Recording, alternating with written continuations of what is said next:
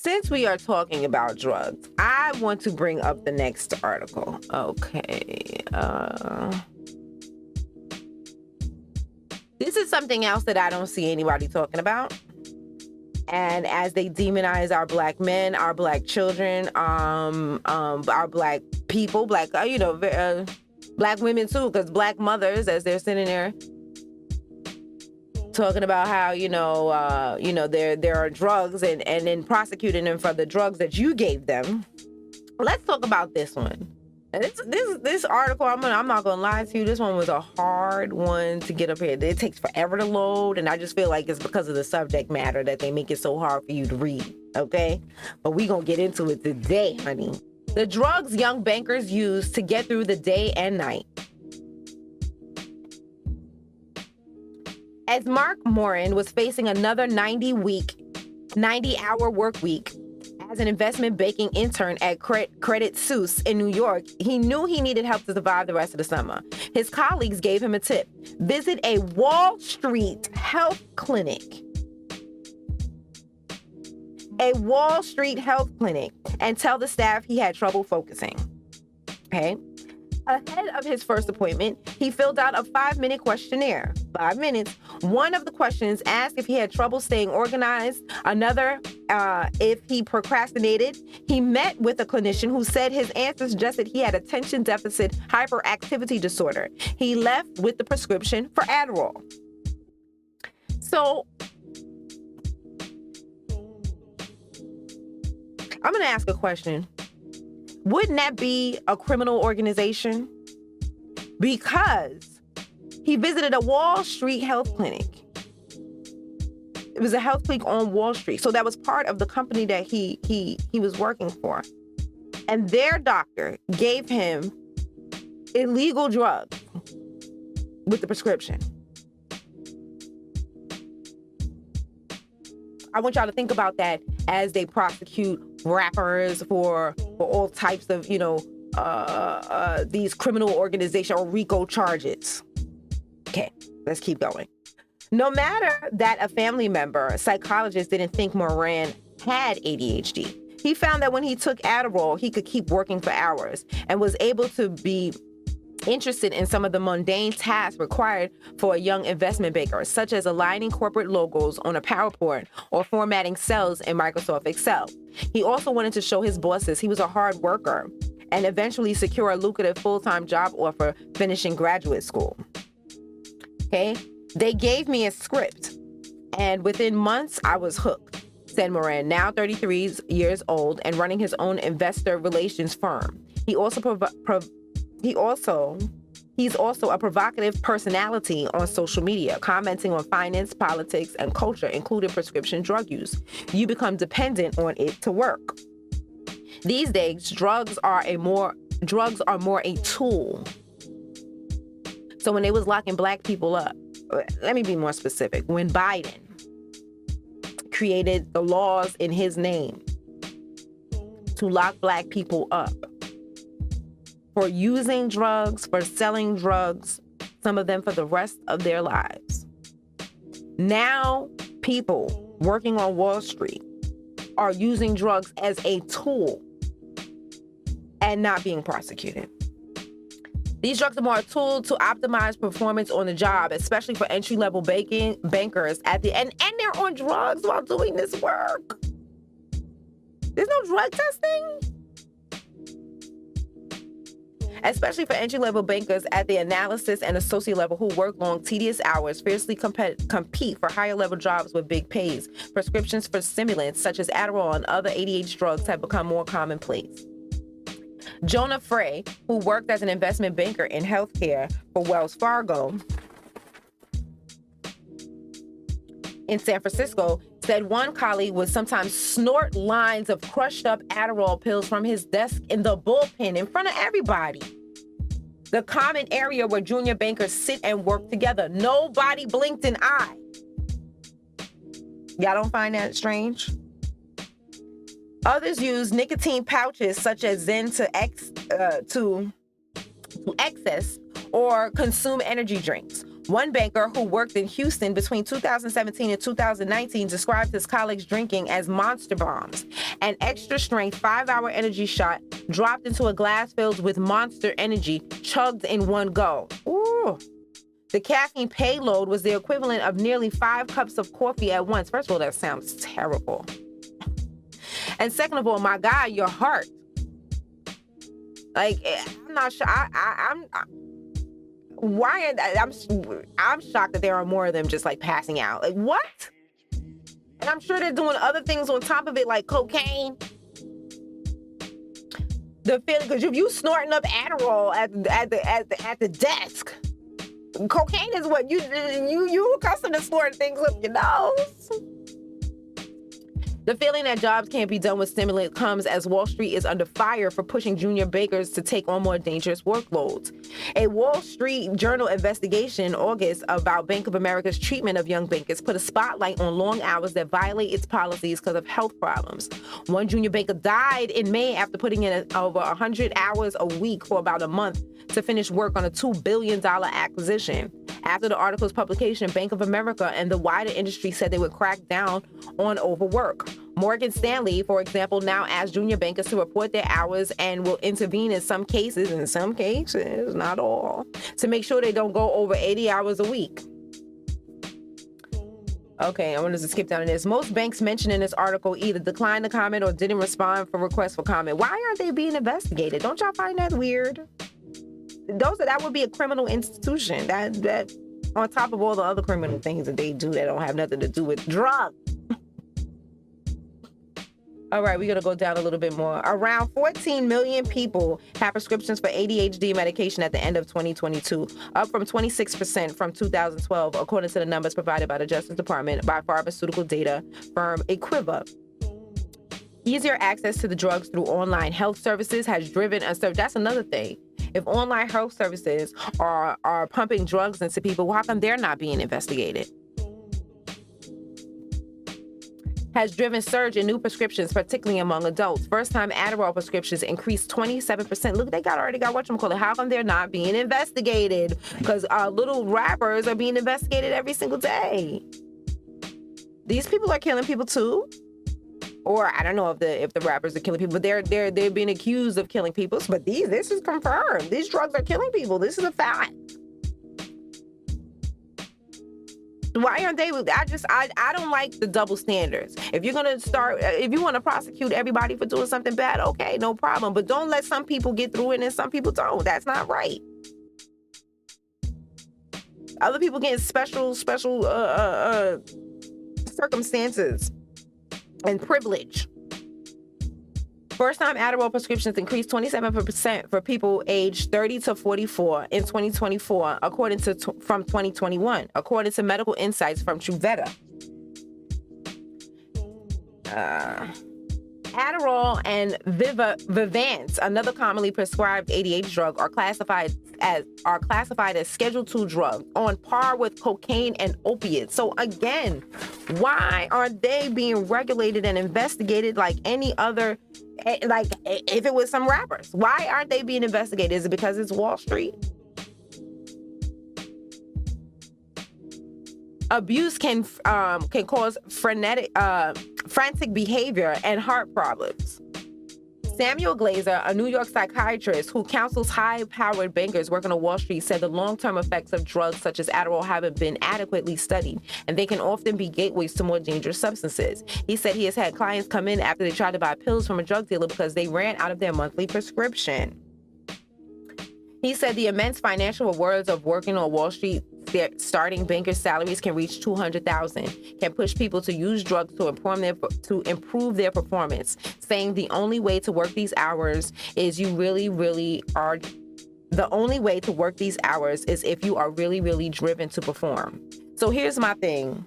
While they sit there and demonize little black children for taking drugs because they want to be rappers, and on the flip side, for money, we have to understand and look at things in its totality. And now they sit there and talk about little black kids. Like, okay, you know, what's wrong with their morality that they would do something like this? What's wrong with them that they would do something like this? But here on the flip side, we have bankers who just for a $200,000 a year salary, and I ain't saying that that's nothing to sneeze at, but that is not along the same line of what rappers are promised to make.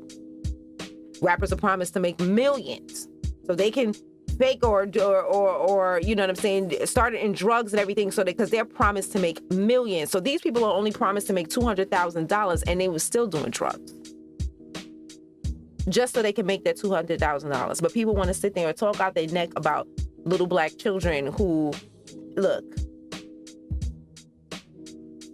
black people are not always the problem. That's my thing, okay?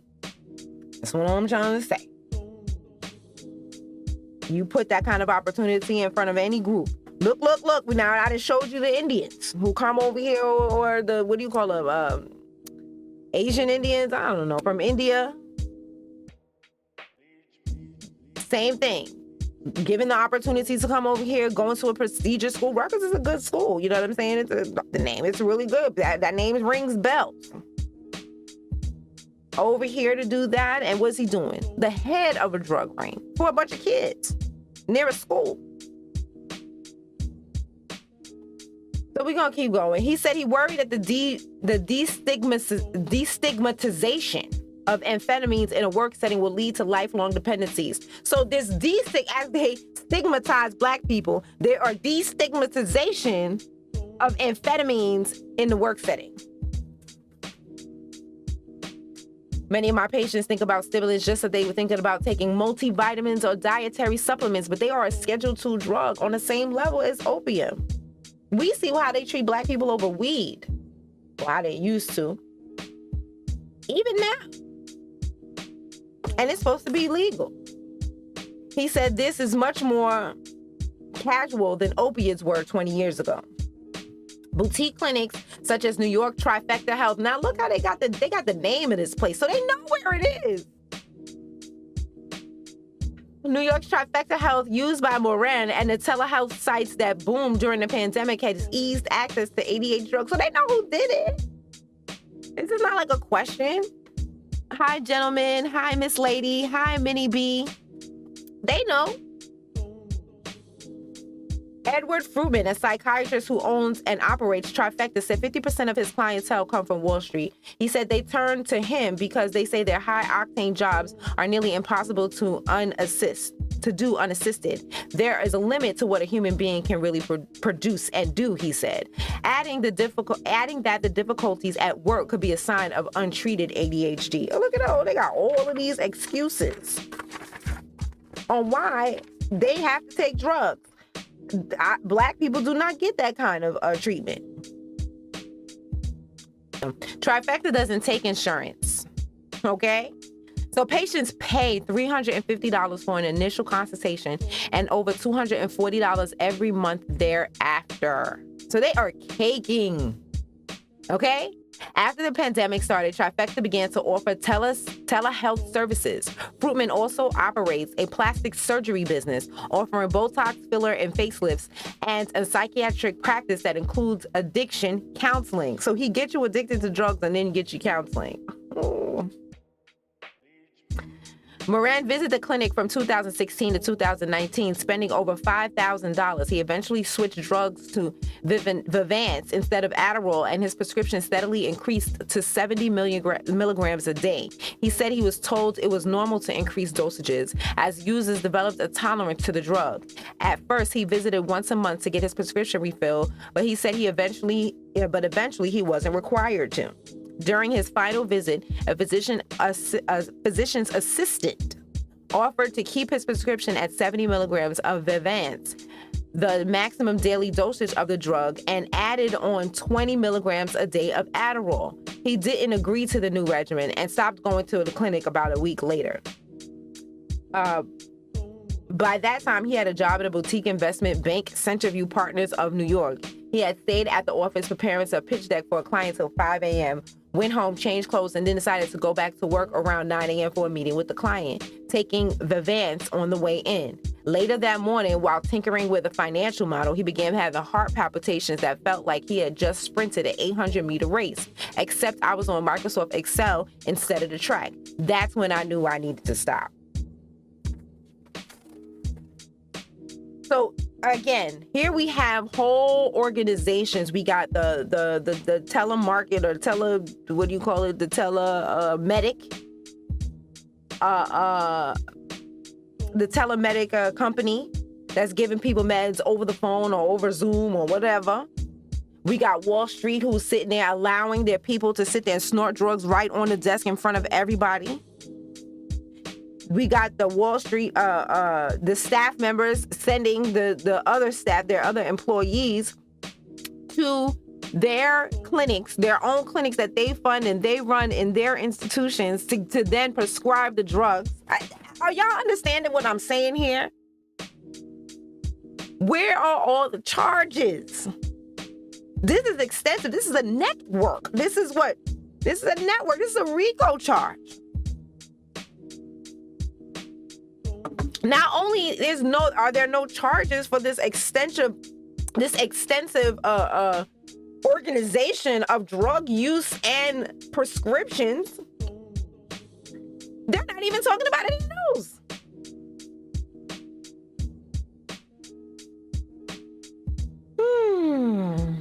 Let's keep going. I'm gonna scroll down. Finally, he quit the job in 22 and stopped taking the drug. He moved back in with his parents. It took him about a month to feel normal again. He got cold sweats, and in the evening, he would either sleep for 12 hours straight or not sleep at all. He tried to stay productive, including learning French through an app called Duolingo. I went in understanding the downside risk of using Adderall, he said, but the reward of making managing director and pulling a 6-figure salary, I felt I had to have an edge to make it. After stopping the drug, I had to basically relearn the basics of how to operate as a human being in society, outside of the realm of just going to the office and working yourself to death, he said. He enrolled in business school 2 months after, and he stopped taking the drug and is now back to work.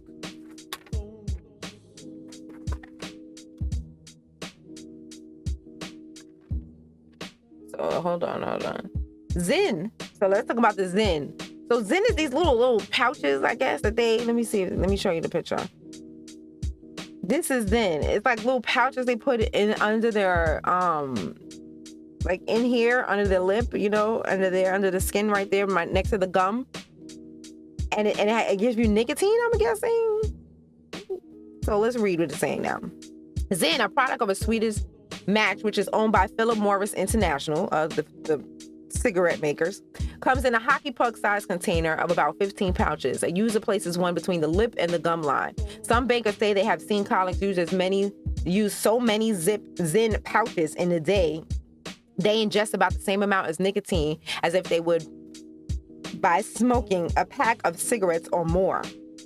Empty containers are commonly stacked in pyramids around bullpens. Again, very complicit. Now, this isn't illegal, but I'm sure it's not healthy, but clearly they don't care about the health of their people either. So they don't care about the health of us. Okay. Let's see. Some analysis in Houston office of Jeffries were known to put 2 Zen pouches in at a time while cranking out financial models and PowerPoint slide decks, according to 3 people who worked there.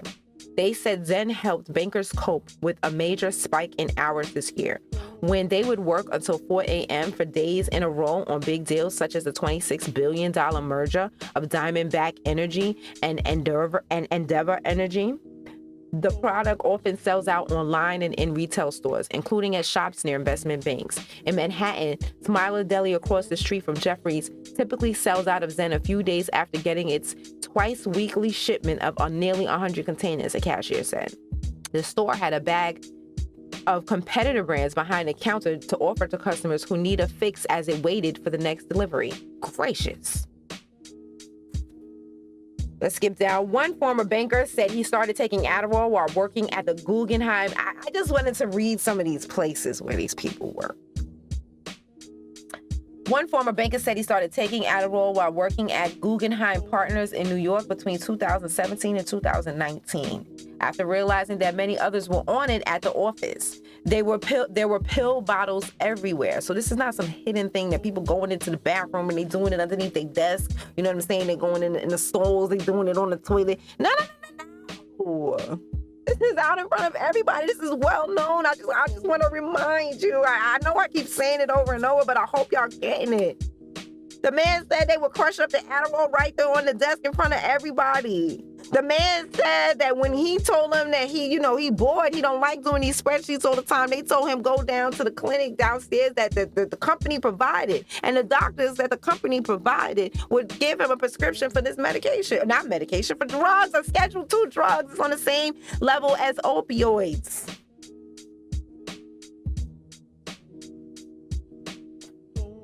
Child, let that have been,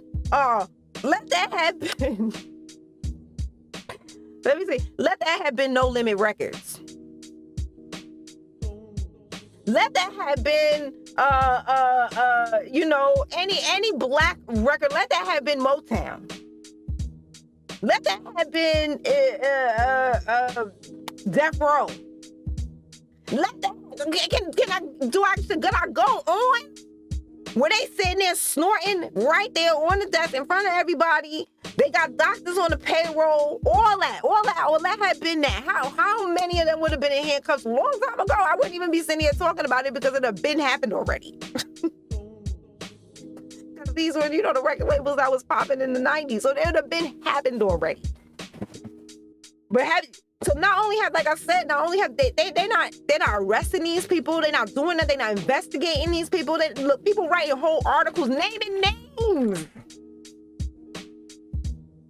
Naming names of the companies, naming names of where they worked at, naming names of the doctors, of the Tela Zoom doctors. That is doing, they naming names, letting you know who did it. Where's the investigation?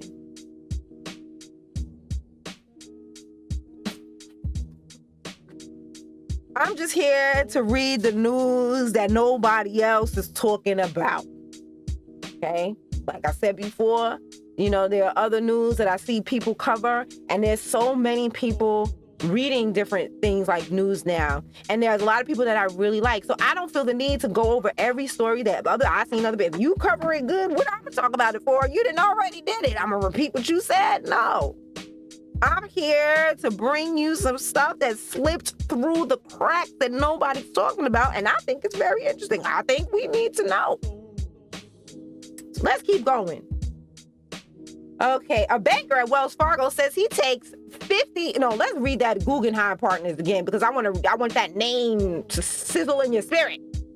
One former banker said he started taking Adderall while working at Guggenheim Partners in New York between 2017 and 2019, after realizing that many others were on it at the office, and the pill bottles were everywhere at the Guggenheim Partners in New York. A banker at Wells Fargo is not a big company. I heard that name before. Have you? Said he takes 50 milligrams of Vivance each morning and 20 milligrams of Adderall some evenings. Where's the drug testing? As a typical starting dose, because they drug testing, we talked about earlier how they drug testing pregnant mothers who they're giving drugs to in the hospital. They giving them the drugs that are causing them to have positive results and then arresting them for it. We talked about that earlier. So where's the drug test for these people who are actually taking the drugs on their own free will? None. But you got drug tests for pregnant women who you give medication to. I cannot make this up. Because of ongoing shortage. Oh, they taking so much drugs. There is a shortage of ADHD medications. I want you to think about the fact that, because, Dr. Umar now, I'm not a fan of the fact that Dr. Umar has such negative things to say about foundational Black Americans' reparations. And he can shut his mouth about that. But I will say, one of the first people that I had learned that ADHD medication was just like a molecule away from crack was him. And look at how they said that the ADHD medication was a Schedule II opioid. I want you to think about that as parents. They said it's a Schedule II opioid. So they're giving kids, because these drugs are for kids. There's so much layers to this. These drugs are for kids. And they said that these drugs are Scheduled II opioids. And look what it's doing to the adult. Imagine what it's doing to the children and their brain. That's not fully formed and developed yet. Because of an ongoing shortage of ADHD medication, the bankers often struggle to find a pharmacy that can fill his prescription. He has a list of about 10 he tries each month. Each month he's going through the runaround trying to find his drugs, his fix. He said he realized he was addicted when he found himself sitting in traffic on a city bus in Queens nearly an hour from his office to get to a pharmacy that could fill his prescription. He also said that he has felt himself become antisocial and isolated from using the medication over the years. He said the amphetamines hinder his ability to have casual conversations at work because he feels anxious and laser focused on working. Think about the children. The children. So if this is doing this to an adult, it is making an adult. It is hindering an adult. He called them amphetamines. The amphetamines that they give to children hinders an adult's ability to have casual conversations at work. Think about these kids at school. Because he feels anxious at school. I'm going to put at school because I want y'all to think about this in a kid sense. Put yourself in the position of our baby. Because he feels anxious. And all of them, how many kids are talking about how anxiety is tormenting their lives? Because he feels anxious, but laser focused on working. Instead of socializing, he exercises almost every night at a gym near his apartment or plays video games by himself,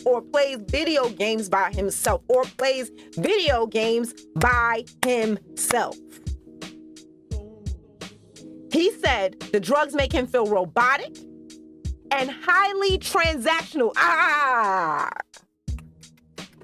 want you to think about that when you think about our children and how they view sex.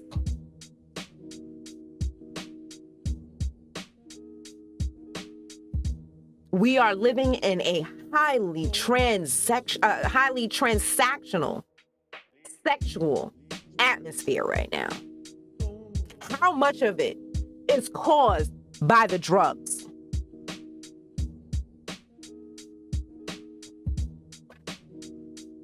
Unable to entertain the idea of socializing with strangers because he sees no immediate value added. That's a hell of a statement. Think about that from a child's perspective. A child unable to entertain the idea of socializing with strangers because he sees no immediate value add. Isn't that where our children are today? One woman who worked in commodities finance in Boston found Adderall to be a miracle drug for the first year. Oh no, I didn't want to read that because I can't read you every single story they have on here. This is the last thing right here. I want to just scoot on down. Scoot. Okay, right here. Adderall is also widely bought as a street drug. Because remember, Vivek Ramaswamy's people were selling Adderall to the college students at Rutgers. We talked about that earlier. Adderall is widely bought as a street drug, but the risk that counterfeit pills can be contaminated with fentanyl, an often deadly opioid. 2 college students at Ohio University died in 2022 after taking counterfeit Adderall pills that contained fentanyl. Glazer, the New York psychiatrist, said people who misuse stimulants are more prone to seek out other types of drugs. Michael Bloom, 29, joined Royal Bank of Canada in New York. Royal Bank of Canada in New York in 2022, eager to prove himself after transferring into investment banking. His team worked on deals in the financial technology industry, and 2 people who worked on the team said it was known for long hours and high turnover. A superior pulled Bloom aside and voiced concern that he was using Adderall to manage his workload. A person close to Bloom said, Bloom told him he didn't think it was an issue that he was taking pills and that he needed them to concentrate. On April 11, 2023, Bloom went home from the office around 7 p.m. and worked through the night from home, according to 3 people familiar with his schedule. One person on his team pinged him around 9 p.m. to see if he had more bandwidth to start working on a new project. And Bloom said he couldn't because he was already too busy, one of the people said. He took another call around 3:30 a.m. from someone he worked with, 2 people said. His wife found him dead on the floor the next morning. An autopsy concluded he died accidentally from an acute intoxication from combined effects of fentanyl and ethanol. It could not be learned how the fentanyl entered his system. Our thoughts and prayers are with his family. So, family, again, I thought that was interesting. Okay? Now, this is something else. I saw Thorough Black Talk up in here. Me and Sister Keisha talked about this on Thorough Black Talk, and I promised her that I would read this article, and here it goes, okay? Snorted details emerge about Alexander Brothers' alleged rapes, parties in the Hamptons and Mexico.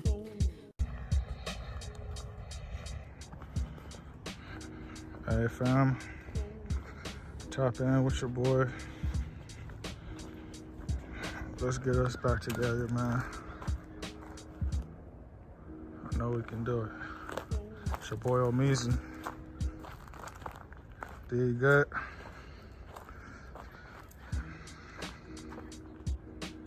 My brother D out here with us.